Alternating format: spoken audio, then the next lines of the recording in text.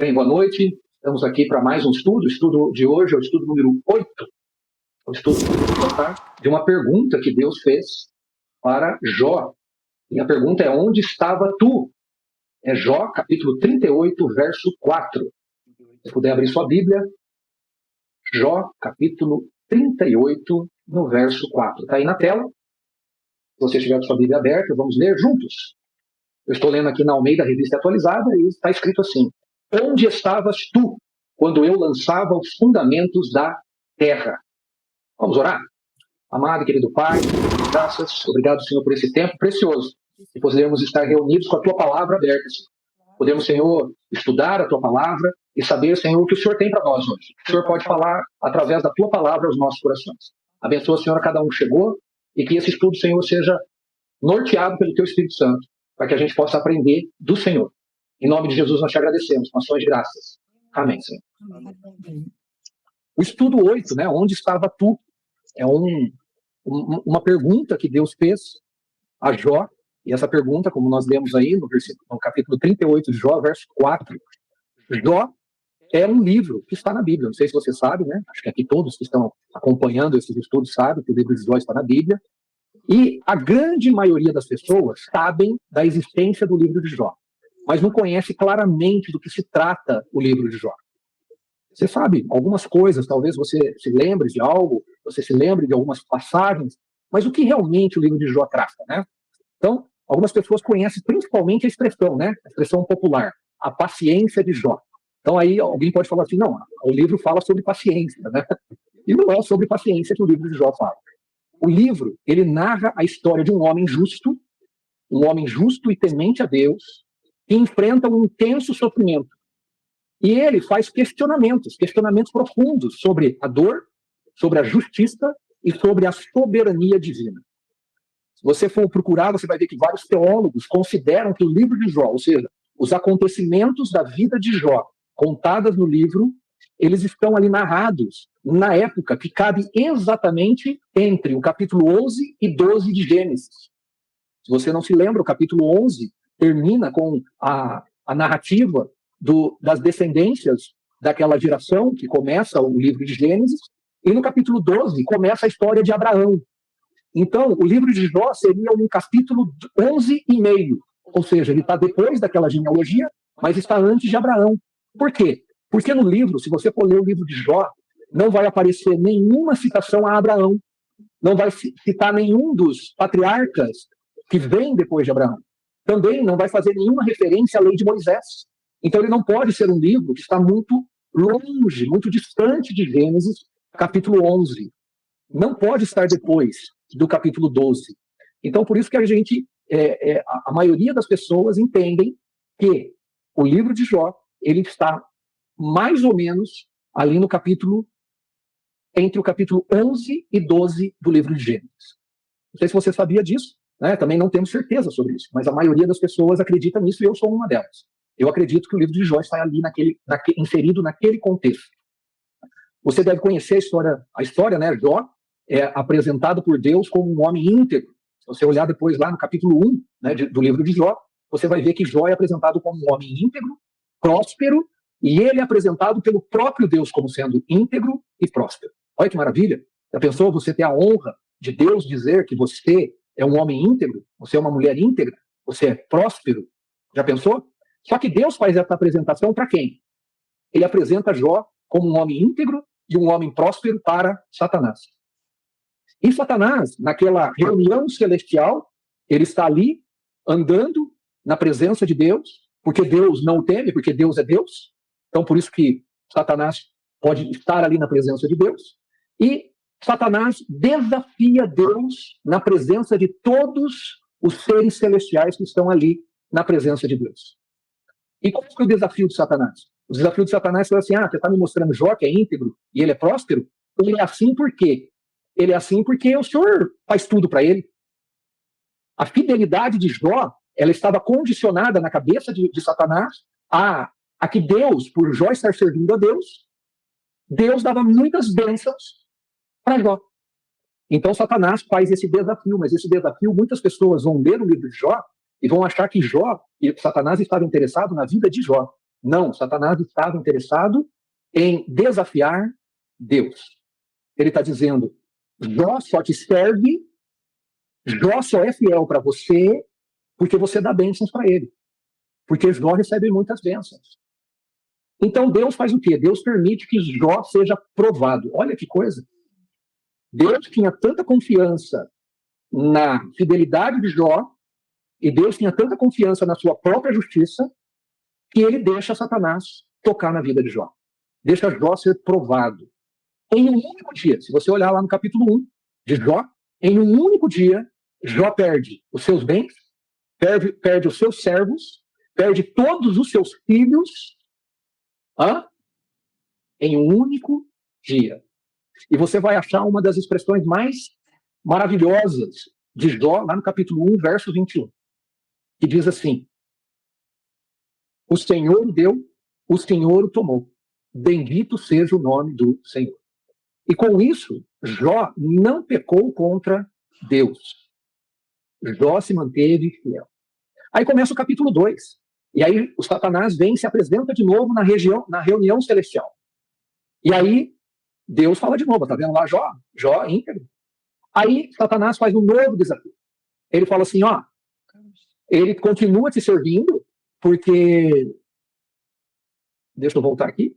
Ele continua te servindo porque ele está lá com saúde, ele está lá todo feliz. Deixa eu tocar na saúde dele para ver se ele não começa a falar mal do Senhor. Então Deus permite que Jó seja tocado na saúde dele, mas não permite que o Satanás o mate. Então ele é acometido por chagas dolorosas. Olha que coisa. Ele perde todos os seus bens, ele perde todos os seus filhos, ele perde todos os seus servos. E depois ele é acometido de uma doença com chagas dolorosas, ao ponto de dizer que ele, com o caco de telhas, ele tentava se coçar, ele tentava raspar suas feridas. E ainda a sua esposa o incentiva a amaldiçoar a Deus e morrer. Amaldiçoa a Deus e morre Jó. Mas Jó continua firme, e ele permanece firme, fiel a Deus. E aí sai de cena Satanás. Sai de cena Satanás, você não vai ver mais Satanás interferindo em nada na vida de Jó, no livro todo. Mas no lugar de Satanás aparece 3 amigos. Ó, que benção, hein? 3 amigos. Elifaz, Bildade e Zofar. E a princípio vão lá para quê? Para consolar o seu amigo diante da dor que ele estava passando. No capítulo 3, Jó vai romper o silêncio. E ele vai começar a romper o silêncio, amaldiçoando o dia do seu nascimento. O que ele está fazendo com isso? Ele está expressando profundo desespero. Inicia, então, do capítulo 4 até o capítulo 31 de Jó, um longo ciclo de diálogos. Jó vai conversar com seus amigos e os seus amigos vão conversar com Jó. Isso vai acontecer durante todos esses capítulos. Os seus amigos vão começar a defender uma teologia chamada teologia da retribuição. Não sei se você já ouviu falar disso, né? Tem a teologia da prosperidade e tudo mais, e tem também a teologia da retribuição. O que é a teologia da retribuição? É o pensamento que, se Deus te recompensa porque você é justo. E ele, se não está te recompensando, ele está te punindo. Então ele está te punindo porque você é um ímpio, você é um pecador. É essa a teologia da retribuição. Então, se você é um santinho, um anjinho, então Deus vai te fazer todas as coisas boas. Agora, se você tem pecado, se você é ímpio, se você tem um problema, aí Deus vai te punir. Então, o sofrimento, segundo os amigos de Jó, o sofrimento de Jó seria consequência de algum pecado oculto que Jó tinha. Olha só que coisa. Dos 3 amigos, assim, um resumo, bem resumo, né? Porque, imagina, capítulo 4 até o capítulo 31, eles falam muitas coisas. Mas um resumo do que os 3 amigos falam é, ele argumenta que ninguém é totalmente puro diante de Deus. E ele sugere que Jó deve aceitar a disciplina divina. E ficar quieto. O Bildade, ele enfatiza a justiça de Deus e afirma que ele não perverte o seu direito. Ou seja, Jó, se você está recebendo essa dura pena, é porque você está caindo no justo direito de Deus. E Deus tem o direito de fazer isso com você. Você está caindo na justiça de Deus. Então você é um pecador, Jó. E Deus não perverte o seu direito. Ele é justo. Então, se você está no que você está recebendo, você está recebendo que você tem algum problema. O Zofar, ele é o mais duro dos três. O Zofar, ele vai insinuar que Jó, inclusive, merecia punição maior ainda. Olha que coisa. O cara perdeu todos os seus bens, perdeu todos os seus servos, perdeu todos os seus filhos e está numa crise conjugal com a esposa. Imagina. E ainda o Zofar vem e fala que ele deveria receber uma punição ainda maior. E Jó, o que ele faz? Ele mantém a sua integridade. Ele reconhece a grandeza de Deus, você vai ver que em todo o texto, todas as falas de Jó, ele vai reconhecer a grandeza de Deus, mas ele questiona. É justo o questionamento de Jó. Ele questiona por que os justos sofrem enquanto muitos ímpios prosperam. Você já viu isso acontecer na sua vida? Nessa sua vida de poucos anos que você tem? Eu vou fazer 52 anos. Em 52 anos já vi muito. O justo sofrendo e o ímpio, aquele que a gente sabe que declaradamente não gosta de Deus, não fala de Deus, não está nem aí com Deus, prospera. Jó, ele vai lamentar a aparente ausência divina. Ele vai desejar um mediador entre ele e Deus. E ele vai clamar por justiça. Por quê? Porque ele não aceita. Jó não aceita. Ele fala, não, eu não tenho pecado. Eu não cometi nenhum erro. Ao longo dos discursos, a sua dor oscila entre fé, indignação, esperança e perplexidade. Ele vai ficar perplexo com o que está acontecendo com ele, mas ele vai demonstrar fé. Daqui a pouco ele demonstra indignação. Daqui a pouco ele demonstra esperança em Deus. No capítulo 19, depois se você der uma olhada, ele declara a sua confiança no Redentor vivo, revelando esperança além do sofrimento. Você vai ver que Jó, ele se mantém. Os debates, eles se tornam mais intensos. E os amigos repetem os seus argumentos de forma mais acusatória. Cada vez que Jó se defende, os amigos dele vêm e fazem novas acusatórias de forma mais evidente, de mais contundente. Mas Jó insiste que não há pecado oculto. Não há pecado oculto que justifique tamanha calamidade que ele está sofrendo. E Jó vai demonstrar o seu sofrimento, e esse seu sofrimento é o sofrimento humano.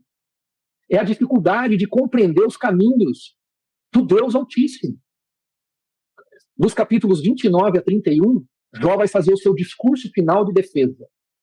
Ele recorda o seu passado de honra, ele recorda o seu passado de respeito, ele recorda o seu passado de prosperidade, ele lamenta a sua condição do presente, a sua dor, ele reafirma a sua inocência. E ele invoca maldições sobre si mesmo se ele estiver mentindo. No capítulo 32, vai aparecer um quarto personagem, um quarto amigo, chamado Eliú. Esse Eliú é um amigo mais jovem. E esse Eliú vai fazer alguns discursos e ele vai se mostrar indignado contra Jó e contra os três amigos de Jó. Eliú vai criticar os três amigos de Jó por não conseguirem refutar Jó. Por quê? Porque toda vez que eles acusavam Jó, Jó vem e fala. E ele defende a sua causa. E aí eles vêm e acusam ele de novo. E Jó vem e defende a sua causa. Ou seja, todas as vezes que os três amigos de Jó vêm falar coisas acusatórias contra Jó, eles não conseguem fazer com que Jó entenda que ele é culpado. Eles não conseguem refutar as defesas de Jó. Por quê? Porque eles estão errados. E ele também, Eliú, vai reprovar Jó por justificar-se mais do que a Deus. Ele está se defendendo muito. Ele está se defendendo muito. Eliú apresenta uma perspectiva diferente. Eliú vai apresentar que o sofrimento pode ser um instrumento pedagógico divino. Um meio de correção, de prevenção do orgulho e para amadurecimento espiritual. Eliú destaca a grandeza, a justiça e a transcendência de Deus, afirmando que os seus caminhos, os caminhos de Deus, são mais altos do que os humanos, e que esses caminhos os humanos não podem compreender. E Eliú vai terminar o seu discurso concluindo e exaltando o poder divino manifestado na criação e nas tempestades, preparando o cenário que vai aparecer, que vai ser a resposta direta de Deus para o próprio Jó. Pensa comigo. Olha que tensão emocional o Jó está sofrendo. Deus se mantém em silêncio por 37 capítulos. Jó perdeu, já falei, os bens, perdeu seus servos, perdeu seus filhos, perdeu a relação com a sua esposa, está em crise e Deus se mantém por 37 capítulos em silêncio. Deus já se mostrou em silêncio na sua vida? Eu acho que Deus já se mostrou em silêncio na vida de todas as pessoas. E como isso é difícil para a gente. Olha um segundo ponto, a dor psicológica. A dor psicológica que está sobre Jó. Uma dor não era só física, não era só as suas chagas que doíam. E você sabe, porque você já deve ter passado por problemas difíceis, que não são problemas de cunho material, mas é coisa aqui, ó. Como é difícil trabalhar dentro da cabeça as coisas que nos acontecem. Ele está passando por uma dor psicológica extrema, além da perda material. E um terceiro ponto é o conflito entre fé e frustração. Você já teve esse conflito? Eu confesso para você que eu já tive esse conflito. Fé e frustração. Fé e frustração. Principalmente desencadeada pelos seus próprios amigos. Já pensou você ter amigo que vem te acusar? Amigo que não sabe do que está acontecendo e vem e fala para você as coisas que não são verdade na sua vida. E você tem que ficar ali se defendendo. Você já pensou nisso? Olha a tensão emocional que está sobre Jó. O papel de Eliú, que é o quarto amigo que aparece, é muito importante, porque ele faz uma quebra dessa relação. E ele antecipa o discurso divino. Ele muda o foco da punição para pedagogia. Jó, você não está sendo punido, você está aprendendo com Deus. E ele prepara, o Eliú prepara o coração de Jó para receber a revelação divina, para ele receber a grandeza da revelação divina que vai vir para ele. Como é bom ter amigos como Eliú. Você tem amigo como Eliú na sua vida? Amigos que não concordam com você, mas também mostram para você o caminho de Deus. E você? Você é um Eliú na vida de alguém? Pensa depois sobre isso. Pensa depois sobre isso. E aí chega no capítulo 38, que é o texto que nós lemos no verso 4. O verso 1 inicia dizendo que Deus respondeu para Jó. Olha aí no texto bíblico. Eu vou até colocar na tela aqui de novo para você. Olha lá. Depois disto, o Senhor, no meio de um redemoinho, respondeu a Jó. O próprio Deus veio responder para Jó. Hã? E qual foi a resposta para Jó? A resposta foi uma pergunta. Como nós estamos estudando esse tema que nós estamos, né, que é as perguntas de Deus. Ele não dá uma resposta, ele faz uma pergunta. Onde estavas tu? A resposta é óbvia. No momento da criação, onde estava Jó? Jó nem existia. Jó não estava por aí. E Deus sabe disso. Mas a gente sabe que a pergunta de Deus, ela não é uma pergunta para ser respondida. É uma pergunta retórica, é uma pergunta pedagógica, é uma pergunta para gerar um pensamento. É uma pergunta para fazer você pensar. E olha, se você olhar aí o capítulo 38 em diante, essa é a primeira pergunta que Deus faz de uma série de cerca de 70 perguntas. Você depois, se você quiser contar, eu falo para você, leia o texto todo e conta. Vê se realmente são 70. Mas você vai ver que Deus faz 70 perguntas para Jó. O objetivo não é obter dados, não é obter informações. Deus não está interessado em saber se Jó sabe das coisas. Deus está demonstrando a limitação da sabedoria humana diante da magnitude da criação divina.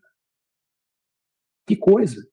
O final da pergunta, olha o final da pergunta aí no verso 4, eu vou colocar de novo na tela para você aí, ó. Deus pergunta assim, ó, onde estavas tu quando eu lançava os fundamentos da terra? E olha o que está no final, dízimo, se tens entendimento. Essa aí está na versão Almeida, revista atualizada. Mas se você abrir lá na nova tradução na linguagem de hoje, esse texto está escrito assim, se você é tão inteligente, explique isso. É isso que Deus está perguntando para Jó. Depois de 37 capítulos, Deus vai fazer perguntas, e as perguntas de Deus vão revelar a resposta de Deus ao sofrimento de Jó. E também vai revelar a resposta ao sofrimento nosso. Você tem sofrido? Provavelmente, porque Jesus não nos enganou. Ele disse, no mundo tereis aflições. Então todos nesse mundo sofrem. Todos. E diferente do que você possa estar esperando, a resposta de Deus não vai explicar o motivo da dor. Olha que interessante. Você pode ler um livro inteiro de Jó. Você não vai ver Deus explicando para Jó por que ele sofreu. Jó ficou sem saber, ficou sem resposta sobre isso. E Deus também não vai responder por que nós sofremos. Que coisa, né? Ele não vai dar resposta para isso. Mas o que Deus vai fazer então? Ele vai dar uma poderosa revelação de quem Deus é. Olha que louco isso. Deus não vai falar para Jó o motivo dele estar sofrendo. Mas Deus vai dar para Jó algo que é sobremaneira muito mais importante do que isso. Deus vai dar uma poderosa revelação de quem Deus é. Como seres humanos, eu e você, e Jó também, somos limitados. E isso nos traz alguns questionamentos. Você pode ter vários questionamentos. Um deles é: não entendemos as enfermidades. Por que eu tive que passar por um procedimento esses dias? Por que eu estou doente? Por que eu sofro com uma enfermidade, Deus? Você também não vai entender e vai poder fazer questionamentos sobre por que uma oração não é respondida. Você tem orações não respondidas? Eu tenho orações não respondidas. Tenho muitas orações não respondidas. E é uma pergunta que você pode fazer: por que minhas orações não são respondidas? Você pode também ter questionamentos quando perdemos algo importante para nós. Às vezes você perde alguém na família que é importante para você, é importante para a sua família. Por que perde essa pessoa? Por que perde um emprego? Por que perde uma amizade? Por que perde? Por que perdemos? Por quê? Por quê? O sofrimento, ele não é resolvido por explicações, mas por uma revelação de quem Deus é, mediante a sua soberania sobre a criação. É isso que Deus vai responder para Jó. Ele vai falar sobre os fundamentos da terra. Ele vai fazer várias perguntas para Jó que vão retratar e vão trazer à memória de Jó a criação dos fundamentos da terra. E quando eu falo fundamentos da terra, é o que sustenta todo o universo. Deus vai falar sobre os limites do mar. Não é só o mar que está no planeta Terra, mas também tudo que envolve o universo. Ele vai falar sobre os movimentos das estrelas. Ele vai falar sobre os controles sobre animais. O que Deus está querendo fazer e está querendo mostrar para Jó e está querendo mostrar para nós? Que Deus governa tudo com sabedoria. A mensagem central do livro de Jó é que o ser humano é limitado, mas Deus é infinito. Nem sempre entendemos o porquê, mas podemos confiar em quem está no controle. Deus está no controle.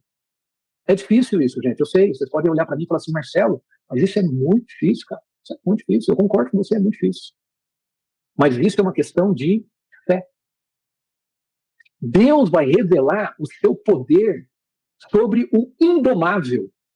Você vai ver aí que no texto ele vai mencionar dois animais, que alguns dizem que existiu, outros dizem que não, que é apenas uma metáfora, que é o Behemoth e o Leviatã. Eles são símbolos de força e caos. Se você olhar a descrição desses dois animais, eles são símbolos de força e caos. E Deus os domina como se fossem animais domésticos. A lição é clara. Se o homem não pode dominar essas criaturas, se o homem não pode dominar essas coisas que são forças e que são caos para a humanidade, como poderia contender com o Criador? Como poderia dialogar com o Criador e fazer perguntas para o Criador? Deus não perde o controle, mesmo quando tudo parece caótico na sua vida. Assim como estava caótico na vida de Jó. Deus vai revelar o arrependimento e a restauração de Jó. Jó vai se arrepender. Você vai ver lá a partir do capítulo 42. Jó vai se arrepender. Jó vai reconhecer a sua limitação. E Jó vai falar uma das frases mais maravilhosas. Eu queria colocar aqui para você dar uma olhadinha, que é Jó 42, 5. Ele diz assim, Jó 42, 5: eu te conhecia só de ouvir, mas agora os meus olhos te veem. Olha que interessante, Deus continua sendo espírito. Deus continua sendo invisíveis aos olhos humanos. Mas que interessante, como tem muita gente que só conhece Deus de ouvir falar. Não tem uma proximidade com Deus ao ponto de poder ver o próprio Deus. E como que a gente vê Deus? A gente vê Deus nas mínimas coisas das nossas vidas. Tudo é obra de Deus. Para onde você olhar, você está vendo o dedo de Deus, a assinatura de Deus, a imagem de Deus. Que coisa! E Jó vai falar, agora eu te vejo, os meus olhos te veem. Olha que interessante o ciclo pelo qual Jó passou. Deus não explica nada para ele, Deus vai revelar-se para ele, a revelação de Deus para ele gera humildade no coração de Jó, a humildade no coração de Jó gera transformação. Jó se humilha e se arrepende na presença de Deus. E Deus faz o quê? Se você olhar aí, Deus vai fazer algo extremamente maravilhoso. Deus vai, do mesmo jeito que Jó perdeu tudo, Deus vai restaurar a vida de Jó. Deus vai restaurar a vida de Jó e vai dobrar os seus bens. Vai dar uma nova família para ele. Olha que fantástico isso, 4 pontos importantíssimos. Deus é soberano, mesmo quando nós não entendemos. O sofrimento pode aprofundar nosso conhecimento de Deus. A humildade precede a restauração. E 4, Deus transforma a dor em crescimento. É difícil, mas aprenda isso. Fé madura não é fé que entende tudo.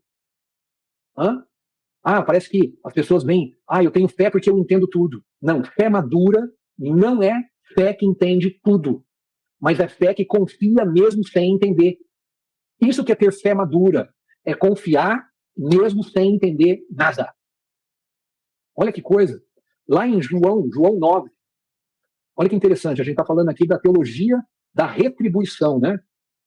E os seus discípulos, uma vez, chegaram para Jesus, lá em João 9, e falaram assim para Jesus, Jesus, aquele cego de nascença, ele é desse jeito por quê? Quem pecou? Ele ou seus pais? Quem pecou, Senhor Jesus? E Jesus vai falar assim, vocês estão com a teologia da retribuição na mente de vocês, né? Que Deus ajuda quem cedo madruga. Que Deus ajuda o justo. Que Deus ajuda aquele que faz tudo certinho. E aquele que não faz nada certinho, Deus dá o chicote. Aquele que acorda tarde, Deus dá o chicote, não é? É isso que vocês têm na mente? Jesus vai falar, vocês estão errados. Vocês não conhecem o Pai. Vocês precisam de uma revelação do Pai como Jó teve da revelação. E nem ele pecou, e nem os seus pais. Mas como assim, Jesus? E por que ele é assim? Jesus vai falar, para que se manifestem nele as obras de Deus. Aqui nós vemos que a mesma verdade que foi dita para Jó, Jesus está dizendo, sofrimento não é necessariamente castigo. Jó declara que ele precisava de um árbitro, ele precisava de um mediador entre ele e Deus. Está lá em Jó 9:33. Vou mostrar para vocês. Jó 9:33. Ele diz assim, e não há entre nós árbitros que ponha a mão sobre nós, ambos. Ele está querendo dizer, eu não tenho um mediador para mediar minha conversa com Deus. Eu estou falando, Deus não responde, eu estou aqui sofrendo, eu não tenho um mediador. Eu não tenho alguém que possa mediar a minha vida com Deus. Olha que interessante. Lá no Novo Testamento, o Novo Testamento vai revelar que nós temos um mediador. Se você puder, abre lá em 1 Timóteo, capítulo 2. 1 Timóteo, capítulo 2, verso 5. Paulo vai falar para Timóteo, em 1 Timóteo, capítulo 2, verso 5, ele vai dizer assim, porquanto há um só Deus e um só mediador entre Deus e os homens. Jesus Cristo. Cristo Jesus. Homem. Olha que fantástico isso. Você tem um mediador para com Deus. Você tem. O clamor de Jó pedindo um mediador, lá em Jó 9:33, tem resposta em Jesus Cristo. No livro de Jó, Deus revela o seu poder na criação.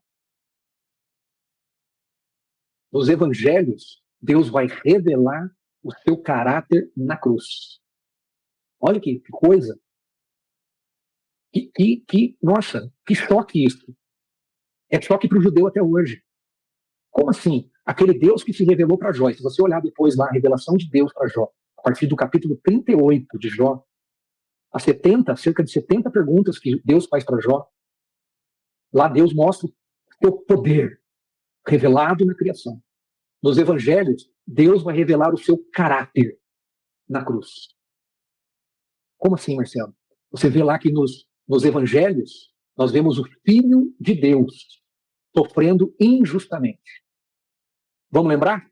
Jó sofreu sendo justo.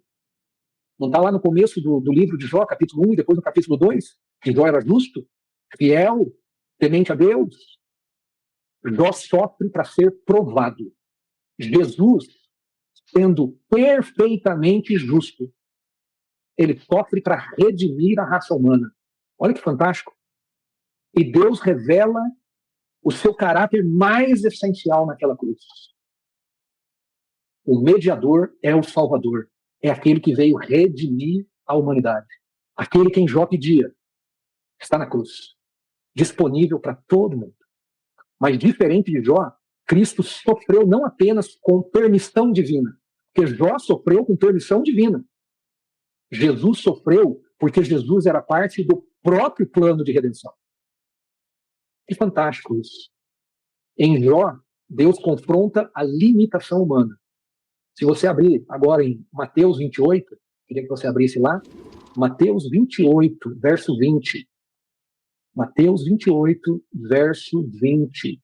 Só o finalzinho do verso 20. Olha o que o próprio Senhor Jesus fala para você. Esse que é o mediador que Jó disse que queria. Esse que revelou o poder máximo de Deus naquela cruz. Ele disse para mim e para você: eis que estou convosco todos os dias, até a consumação dos séculos. Que fantástico isso. A soberania revelada para Jó se torna presença pessoal em Cristo Jesus em nós. Que fantástico isso, gente. E a pergunta feita por Deus a Jó, né, e também a nós, que estamos estudando esse texto hoje, ele vai revelar 3 coisas para nós. Deus é soberano, você pode encontrar isso lá nos capítulos 38 a 41 de Jó. Deus é revelado, Jó capítulo 42, e Deus se faz próximo de nós em Cristo Jesus. E isso é apresentado em todos os 4 evangelhos. Que fantástico isso. Então, esse tudo de hoje, a pergunta feita para Jó, a pergunta de Deus feita para Jó, onde estava tu? Ela vai trazer essas informações para a gente. Confia em Deus. Creia, tenha uma fé madura. Saiba que essa sua fé madura tem fruto no próprio Cristo, que é o consumador da nossa fé. E ele está em nós, conosco, até a consumação dos séculos. Tudo bem? Então eu termino esse estudo aqui.